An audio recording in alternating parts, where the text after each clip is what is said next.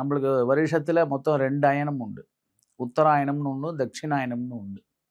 இந்த தட்சிணாயன புண்ணிய காலத்தில் வரக்கூடிய அமாவாசை, முதல் அமாவாசை தான் இந்த ஆடி அமாவாசை.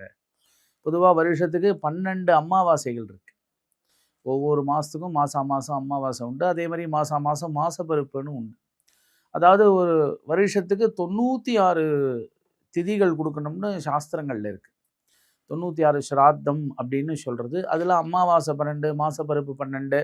இப்போ திரும்பி பார்த்தா அடுத்தது இந்த ஆவணி மாத கடைசியில் நம்மளுக்கு இந்த பித்திருக்களே பூமியில் வசிக்கக்கூடிய இந்த மகாலயபக்ஷ புண்ணிய காலம் அப்படின்னு ஒன்று உண்டு.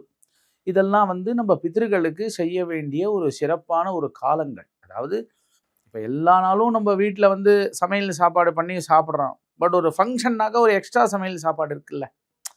அந்த மாதிரி இந்த அமாவாசை அப்படின்னா பொதுவாகவே எல்லா அமாவாசையும் பித்திருக்களுக்கு ரொம்ப பிரீத்திகரம் தான். அந்த ஆடி அமாவாசை ரொம்ப விசேஷம். தட்சிணாயன புண்ணிய காலம் பிறந்து முதல்ல வரக்கூடிய அமாவாசை. இந்த அமாவாசையில் எப்போதும் பண்ணுறாப்புல காலையில் சீக்கிரம் எழுந்து நம்ம பித்திருக்களுக்கு பண்ண வேண்டிய அந்த பூஜை புனஸ்காரங்கள், இந்த தர்ப்பணங்கள் இதெல்லாம் ரொம்ப விமரிசையாக பண்ணணும்.